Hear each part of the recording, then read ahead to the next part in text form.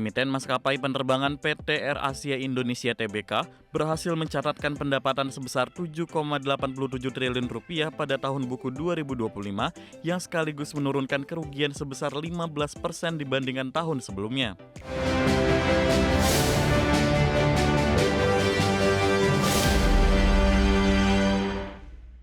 Emiten maskapai penerbangan PT Air Asia Indonesia Tbk berhasil membukukan pendapatan sebesar 7,87 triliun rupiah di sepanjang tahun 2025. Di mana kerja ini menimbulkan penguatan operasional maskapai di tengah dinamika industri penerbangan yang masih menghadapi tekanan biaya operasional dan fluktuasi nilai tukar. Emiten maskapai penerbangan PT Air Asia Indonesia Tbk berhasil mencatatkan pendapatan sebesar 7,87 triliun rupiah pada tahun buku 2025 yang sekaligus menurunkan kerugian sebesar 15% dibandingkan tahun sebelumnya. Di mana kinerja ini mencerminkan penguatan operasional maskapai di tengah dinamika industri penerbangan yang masih menghadapi tekanan biaya operasional dan fluktuasi nilai tukar. Sepanjang tahun lalu, emiten berkode saham CMPP melalui anak perusahaannya Indonesia Air Asia mengangkut sekitar 5,91 juta penumpang dengan tingkat keterisian kursi atau load factor sebesar 83% di seluruh jaringan penerbangannya. Sejauh ini, penjualan kursi tetap menjadi kontributor terbesar terhadap pendapatan perusahaan mencapai 6,62 triliun rupiah. Sementara itu, pendapatan tambahan seperti bagasi, layanan selama penerbangan, kargo, charter, serta layanan tambahan lainnya menyumbang 1,25 triliun rupiah atau naik 3% dibandingkan tahun 2024. Direktur Utama PT Air Asia Indonesia Tbk, Ahmad Sadikin Abdurrahman, menjelaskan bahwa kinerja operasional tahun lalu dipengaruhi oleh menurunnya kapasitas penerbangan sementara seiring dengan jadwal perawatan pesawat yang menjadi bagian penting dari standar keselamatan dan keandalan operasional maskapai. Memasuki tahun 2026, perseroan terus memperluas jaringan penerbangan dengan membuka rute baru ke Melbourne, Australia, dan Da Nang, Vietnam, yang seluruhnya diterbangkan melalui Bandara Bali.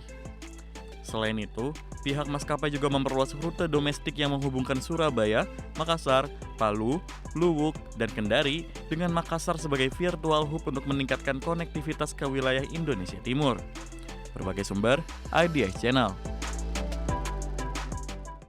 Keinformasi lain pemirsa, di mana PT PLN Persero menyiapkan 1.681 unit SPKLU di 994 lokasi sepanjang jalur mudik utama Trans Sumatera, Jawa, dan Bali. Keberadaan SPKLU ini untuk mendukung mobilisasi masyarakat yang menggunakan kendaraan listrik saat mudik lebaran. PT PLN Persero memastikan dukungannya terhadap mobilisasi masyarakat yang menggunakan kendaraan listrik saat mudik lebaran melalui penguatan infrastruktur stasiun pengisian kendaraan listrik umum atau SPKLU. Direktur Utama PT PLN Persero Darmawan Prasojo mengatakan, Persero bahkan menyiapkan 1.681 unit SPKLU di 994 lokasi sepanjang jalur mudik utama Trans Sumatera, Jawa, Bali. Angka ini meningkat sekitar 1,7 kali lipat dibandingkan periode Idul Fitri 2025. Optimalisasi SPKLU juga dilakukan dari yang sebelumnya slow charging di daerah jalur mudik menjadi fast charging dengan ultra fast charging. Tak hanya di jalur utama mudik secara nasional, PLN bersama mitra telah menyiapkan 4.769 unit SPKLU yang tersebar di 3.097 titik strategis di seluruh Indonesia. Kami sudah membangun 2 fitur baru, yaitu Trip Planner dan juga antri EV. Kemudian kita prediksi bahwa jumlah pemudik menggunakan mobil listrik meningkat 1,5 kali lipat dibanding dengan pemudik menggunakan mobil listrik di tahun 2025. Dan untuk itu kami melakukan optimasi, yaitu SPKLU yang masih slow charging di daerah jalur mudik kami gantikan dengan fast charging dengan ultra fast charging. Dan jumlahnya kami tambah menjadi 1,7 sampai 1,8 kali lipat. Untuk memastikan layanan kendaraan listrik berjalan lancar, PLN juga menyiapkan 15 unit SPKLU Mobile serta lebih dari 5.000 personil yang bersiaga selama 24 jam. Pemudik juga dapat memanfaatkan fitur layanan digital melalui aplikasi PLN Mobile seperti Trip Planner untuk mengetahui lokasi SPKLU sepanjang rute perjalanan dan Antrif untuk memantau antrean. Ke informasi emiten pemirsa, di mana emiten konstruksi PT Wijaya Karya Persero Tbk menilai dinamika harga energi global, kenaikan harga bahan bakar minyak, serta pergerakan nilai tukar rupiah terhadap dolar Amerika Serikat berpotensi mempengaruhi biaya operasional proyek konstruksi pada awal tahun 2026. Di mana faktor-faktor tersebut dapat berdampak pada komponen yang berkaitan dengan energi, logistik, serta sejumlah material industri dan peralatan konstruksi. Korporat Sekretari PT Wijaya Karya Persero Tbk, Ngatemin, menyampaikan bahwa saat ini perusahaan masih melakukan kajian lebih lanjut untuk melihat sejauh mana dampak kondisi tersebut terhadap operasional maupun struktur biaya proyek yang tengah berjalan. Di tengah berbagai dinamika tersebut, emiten berkode saham Wika tetap mencatatkan perolehan kontrak baru pada awal tahun ini sebesar 724 miliar rupiah.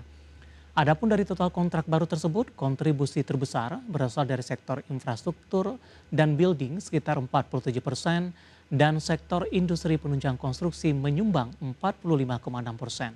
Secara umum perseroan tetap optimis terhadap prospek industri konstruksi di sepanjang tahun 2026 yang didukung oleh meningkatnya anggaran infrastruktur secara nasional serta adanya program swasembada energi dan hilirisasi. Selanjutnya, emiten perbankan PT Bank Pembangunan Daerah Jawa Barat dan Banten Tbk menggugurkan laba bersih secara konsolidasi senilai 1,58 triliun rupiah di sepanjang tahun 2025. Di mana capaian tersebut meningkat 8,86% secara tahunan yang didukung oleh pertumbuhan pendapatan bunga dan beban bunga perseroan. Emiten perbankan PT Bank Pembangunan Daerah Jawa Barat dan Banten Tbk membukukan laba bersih secara konsolidasi senilai 1,58 triliun rupiah atau meningkat 8,86% secara tahunan di sepanjang tahun 2025. Di mana capaian laba tersebut turut didorong oleh pendapatan bunga yang tumbuh 7,69% serta beban bunga Bank BJB yang meningkat 3,64%. Korporat Sekretari PT Bank Pembangunan Daerah Jawa Barat dan Banten Tbk, Hervinia, mengatakan bahwa stabilitas sistem keuangan domestik pada akhir 2025 relatif terjaga dan tetap kondusif bagi sektor perbankan. Kondisi tersebut ditopang kebijakan fiskal dan moneter yang akomodatif, termasuk penurunan suku bunga acuan Bank Indonesia yang mulai membuka ruang bagi pemulihan intermediasi perbankan. Sementara itu dari sisi intermediasi, penyaluran kredit dan pembiayaan emiten berkode saham BJBR tercatat sebesar 140,7 triliun rupiah dengan kontribusi anak perusahaan mencapai 28,8 triliun rupiah, sementara untuk bank tercatat sebesar 111,9 triliun rupiah sehingga turut mengerek aset perseroan secara konsolidasi mencapai 221,4 triliun rupiah pada akhir lalu. Adapun selain fokus pada kredit konsumer, Bank BJB juga tetap melakukan ekspansi secara terukur pada segmen korporasi dan komersial, di mana ekspansi ini difokuskan pada proyek berbasis ekosistem daerah yang diharapkan dapat mendorong pertumbuhan ekonomi regional di masa depan. Berbagai sumber IDX Channel.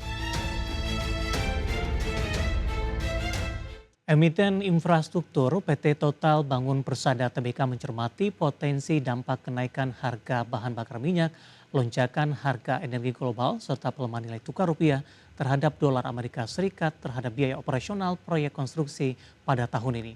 Di mana kenaikan harga energi berpotensi meningkatkan biaya operasional proyek yang tengah dikerjakan perseroan. Korporat Sekretari PT Total Bangun Persada Tbk, Anggi S. Sidarta menyampaikan bahwa guna mengantisipasi potensi kenaikan biaya energi, perusahaan terus melakukan berbagai langkah efisiensi agar kegiatan usaha tetap berjalan secara berkelanjutan. Dari sisi kinerja, emiten berkode saham TOTL menargetkan perolehan kontrak baru sekitar 4 triliun rupiah di tahun 2026.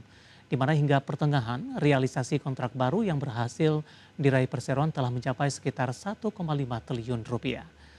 Adapun dari sisi pipeline proyek, mayoritas tender yang sedang diikuti perusahaan berasal dari pembangunan gedung pusat data, fasilitas industri hotel, serta sektor pendidikan.